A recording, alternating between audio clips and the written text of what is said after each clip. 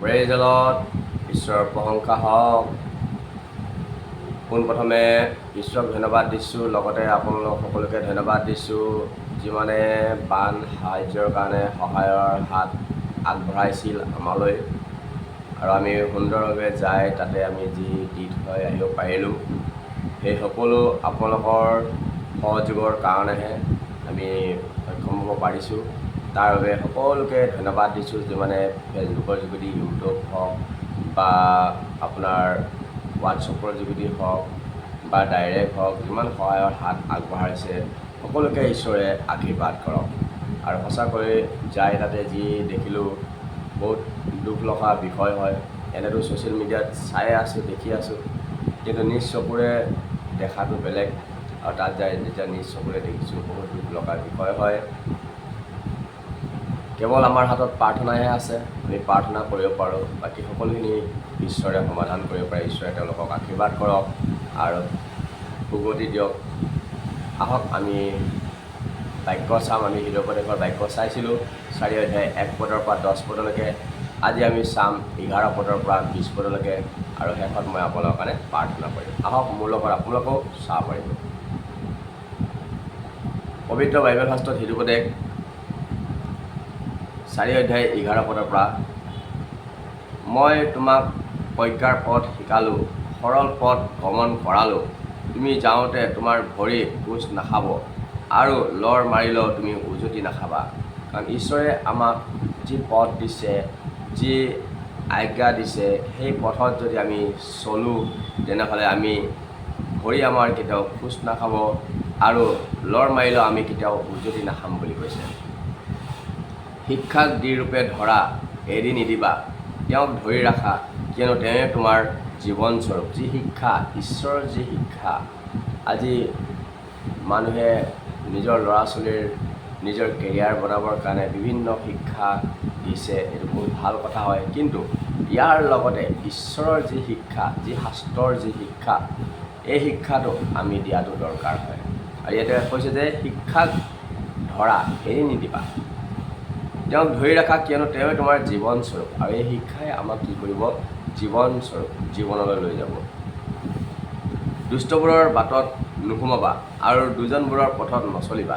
দুষ্টৰ বাটত যাব মানা কৰিছে, আৰু দুজনবোৰৰ পথত চলিব মানা কৰিছে। যিসকল দুষ্ট লোক, যিসকল ঈশ্বৰক নামানে, তাক এৰা, তাৰ ওচৰেদিও নাযাবা, তাৰ পৰা বিমুখ হৈ গুচি যোৱা। তাৰ ওচৰতো আমাক যাব মানা কৰিছে, তাৰ পৰা বিমুখ হৈ আঁতৰি আহিব কৈছে। কিয়নো কুকৰ্ম নকৰিলে সিহঁতৰ উন্নতি নাহে, আৰু কোনো উজুতি খুৱাব নোৱাৰিলে সিহঁতৰ টোপনি ক্ষতি হয়। এয়া দুষ্ট লোকৰ কাৰ্য হয়, কাৰণ সিহঁতে দুষ্টতাৰূপ আহাৰ ভোজন কৰে, আৰু উপদ্ৰৱস্বৰূপ দাসাৰস পান কৰে। দুপৰলৈকে ক্ৰমে বৃদ্ধি পোৱা অৰুণৰ যি দীপ্তি, ধাৰ্মিকৰ পথ সেই দীপ্তিৰ নিচিনা। সদায় ধাৰ্মিকসকলৰ পথ সদায় দীপ্তিৰ নিচিনা হয়। দুষ্টবোৰৰ পথ অন্ধকাৰৰ নিচিনা, সিহঁতে কিহত উজুতি খায় তাক নাজানে। আৰু দুষ্টবোৰৰ পথ অন্ধকাৰৰ নিচিনা, আৰু কিহত উজুতি খায় তেওঁলোকে নাজানে। হে মোৰ বোপা, মোৰ বাক্যলৈ মনোযোগ কৰা, আৰু মোৰ কথালৈ কাণ পাতা। আপোনাক কৈছে ঈশ্বৰে, হে মোৰ বোপা, মোৰ বাক্যলৈ মনোযোগ কৰা, আৰু মোৰ কথালৈ কাণ পাতা। যেতিয়া আমি ঈশ্বৰৰ কথা মতে চলিম, ঈশ্বৰৰ বাক্যমতে চলিম, ঈশ্বৰৰ আজ্ঞাত চলিম, তেতিয়া আমাৰ জীৱনত, আপোনাৰ জীৱনত সেই আশীৰ্বাদেৰে পৰিপূৰ্ণ হ'ব।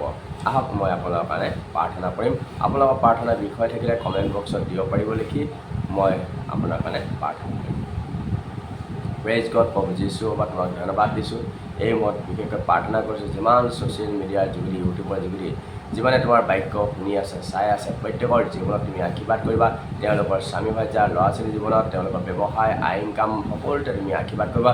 মই তোমাৰ নামত ব্লেছ কৰিছোঁ, in the name of Jesus. Hallelujah পঢ়িছোৱা। বিশেষকৈ প্ৰাৰ্থনা কৰিছোঁ, দুখীয়া দৰিদ্ৰক খাবৰ কাৰণে, পিন্ধিবৰ কাৰণে সকলোবোৰ যোগাই দিবা। নপুংসকলক আশীৰ্বাদ কৰিবা, বৃদ্ধসকলক আশীৰ্বাদ কৰিবা, অনাথসকলক আশীৰ্বাদ কৰিবা। যিসকল ৰোগী দুখী আছে তেওঁলোকক তুমি আশীৰ্বাদ কৰিবা। মই তোমাৰ নামত ব্লেছ কৰিছোঁ, in the name of Jesus. বিশেষকৈ প্ৰাৰ্থনা কৰিছোঁ অসমৰ ৰজাসকল, ভাৰতবৰ্ষৰ ৰজাসকল, যি প্ৰধানমন্ত্ৰী, মুখ্যমন্ত্ৰী, MLA, ডাঙৰ পদত আছে, উচ্চ পদত আছে, চাকৰিয়াল, বেচাকৰিয়াল, বিজনেছ, ব্যৱসায়, প্ৰত্যেকক তুমি আশীৰ্বাদ কৰিবা। তোমাৰ জ্ঞানেৰে যেন দেশখন চলাই নিব, তেনে তুমি আশীৰ্বাদ কৰিবা। মই তোমাৰ নামত ব্লেছ কৰিছোঁ in the name of Jesus. বিশেষকৈ প্ৰাৰ্থনা কৰিছোঁ প্ৰভু যি অসমৰ বানপানী প্ৰভু যি প্ৰভু শিৱসাগৰ প্ৰভু যি যোৰহাট প্ৰভু চৰাইদেউ প্ৰভু নাজিৰা প্ৰভু এইসকলৰ ওচৰত তুমি দয়া কৰা প্ৰভু আৰু বৰষুণ কমাই দিয়া প্ৰভু বানপানীটো নাইকিয়া কৰি দিয়া প্ৰভু। আজি ঘৰ দুৱাৰ নাই ভাঙি গৈছে, মৃত্যুৰ মুখত পৰিছে প্ৰভু, খাবলৈ নাই পিন্ধিবলৈ নাই প্ৰভু, তেওঁলোকৰ ওপৰত তুমি দয়া কৰা, তুমি আশীৰ্বাদ কৰা। মই তোমাৰ নামত ব্লেছ কৰিছোঁ in the name of Jesus. প্ৰভু তোমাক ধন্যবাদ দিছোঁ, তুমি প্ৰাৰ্থনা শুনিছা, আশীৰ্বাদ কৰিছা, তাৰ বাবে ধন্যবাদে প্ৰাৰ্থনা যীশুৰ নামত কৰিছোঁ। Amen. Praise Lord, praise Lord, praise Lord. ধন্যবাদ দিছোঁ। আজিলৈ ইয়াতে সামৰিছোঁ। নেক্সট আমি চাম 21 পদৰ পৰা ঈশ্বৰে আমাক কি জনাব বিচাৰিছে। আজিলৈ